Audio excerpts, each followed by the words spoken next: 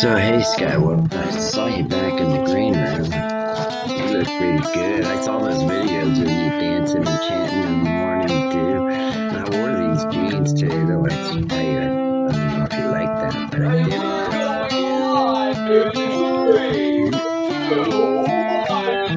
I'll get my assistant.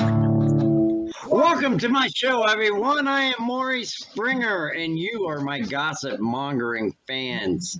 Today we have a hell of a show for all of you looking for the meaning of life. For those of you who may wonder the deep thoughts, such as, who am I? Where did we come from? And is this class required? I have some very special guests that are tickled pink to shed some enlightenment for you. And some of them are even experts in the field of delusional thinking. So without further ado, I would like to welcome you, our first guest from all the way outside of Eden, Adam. Thanks, Maury. I'm just thrilled to be here, taking a break from the toil. I bet you are. Now tell me, Adam, you and Eve, you had some difficulties in your marriage. No, I don't say that I'd call it difficult, but when you start off knowing your wife was associating with a manipulating serpent, it makes trust a little hard. Well, let's welcome Eve, your wife, your best friend, and let's see what she thinks about this. Hi, Maury. Nice to see you again. Good to see you too, Eve. So tell us, were you communing with snakes? No. The hell you weren't. She got us evicted. And by the way, Maury, my best friend is Steve. Thank you very much. Oh, whatever. Besides, I wasn't even your first. Did he tell you about how he was cohabitating in soft wool blankets with my sister before we even met? No, that's not, okay, once, but it's not like I was in love or something. Yeah, right. Hello, Lilith. Eve, I told you I don't approve of you hanging out with her. Please, everyone, welcome Lilith, first woman ever. You never approved of anything. Because you're always doing things that Dad said not to, like conversing with snakes. Wasn't a snake, for Christ's sakes. He was a Geico, just like the Gecko commercials in Geico commercials. And he talked like him, too. He was witty, charming, and a true conversationalist.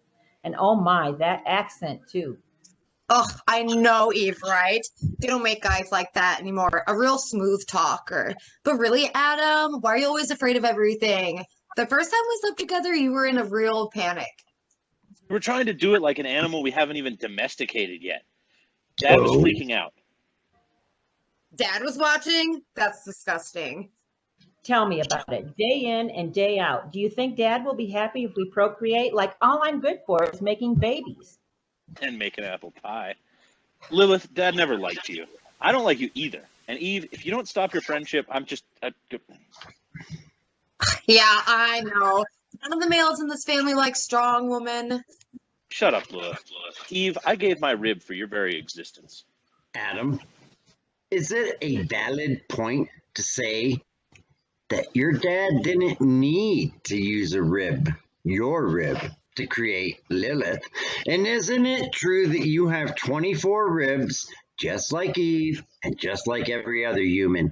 And Adam, isn't it true that you also have a friend who Eve doesn't approve of? And I have information saying that he's there with you right now. Come on down, Mr. Magician. Say hello to Eve and Lilith. You know, Mr. Maurice Springer, she's just in awe over my super awesome powers. So all this is.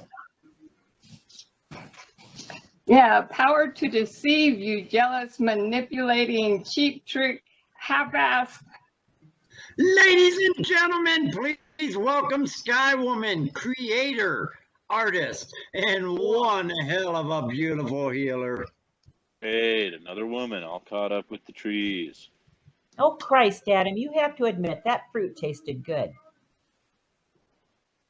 Tasting good wasn't even the half of it. That sexy fruit touched me with a sweetness and a certain joy.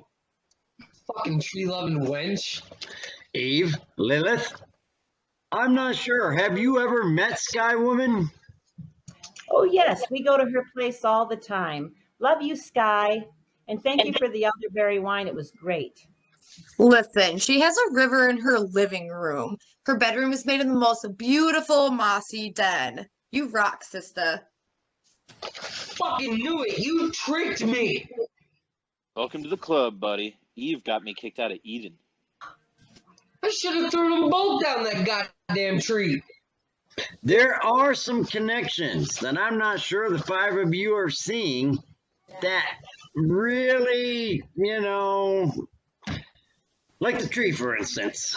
Magician, did you in fact know that Sky Woman was having a sexual affair with the Tree of Light?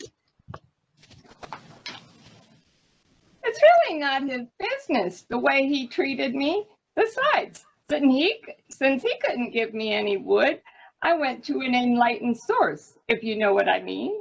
You preach it, sister. Amen. That's just wrong. Hey, Adam, can you see what I see? Bunch of fucking tree huggers.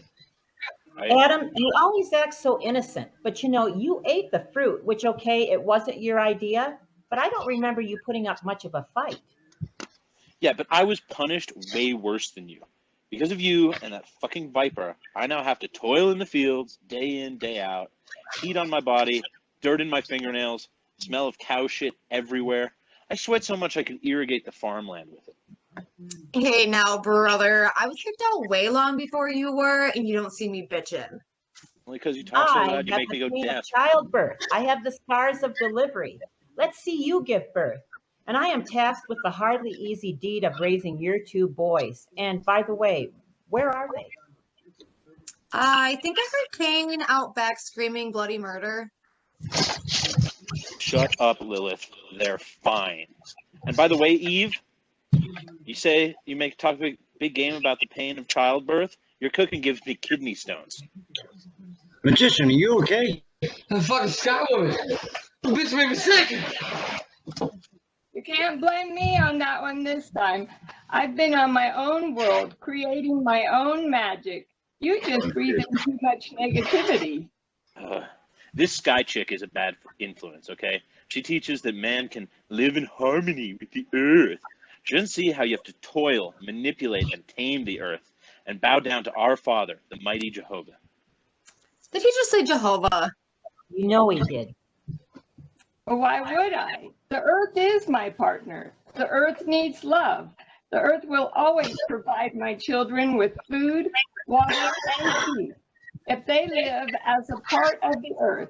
But you want to treat the earth like you treat animals, or even your wife, as a beast of burden, and you, the mighty king, ruling with a heavy hand. Now you're getting it. I gotta say, Sky Woman, those are some very powerful words. But I'm sure if you try, you can see that is all part of Adam's upbringing.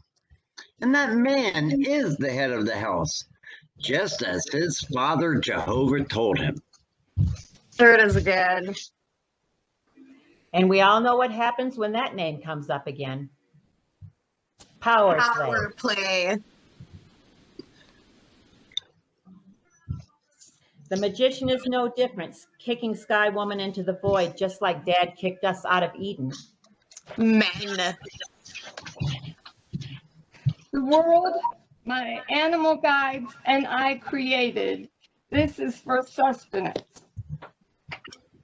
But it is also for the enjoyment of life, which only can be found when you find the vibration from the rocks, from the trees, from the waters, from the earth.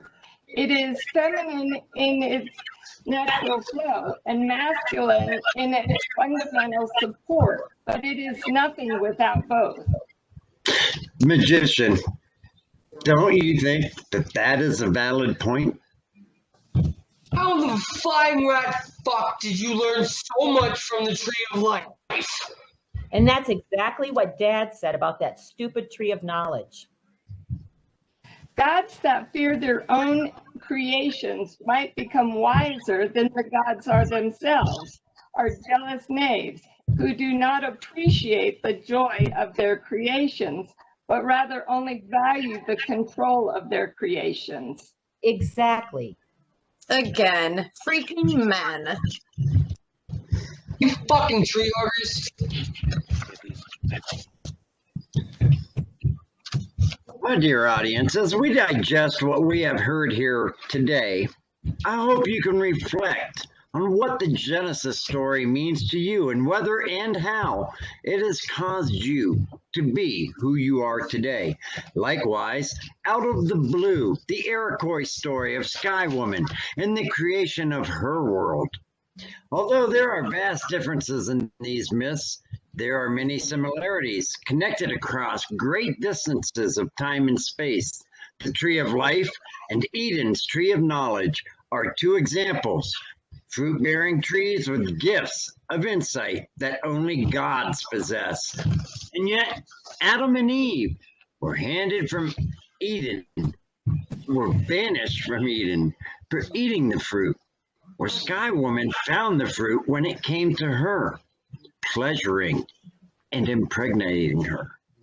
It does not take too much analysis to assume the Iroquois had a much deeper appreciation of woman than back in Genesis, where Eve is the temptress, the first to commit sin. Where their gods cast them into exile, the Out of the Blue story ends with Sky Woman, who has watched her daughter pass over in childbirth and observes her as she turns into the bright light that climbs the branches of the Tree of Life and sits in the sky as our moon. The story says she danced and sang beneath her daughter's softly gleaming body and bright shining head. She gave thanks. For their differences, these two stories offer counter proposals for living, and this is seen in the many different cultures and countries that have been influenced by them. The question remains, are the lives and the actions of the ancients strong enough to support your current dogma? Or will you open yourself to the evolution of humanity? To my great experts on the scene, Eve, Adam, Lilith, Sky Woman, and the Magician. Thank you, and all of you. Have a pleasant evening.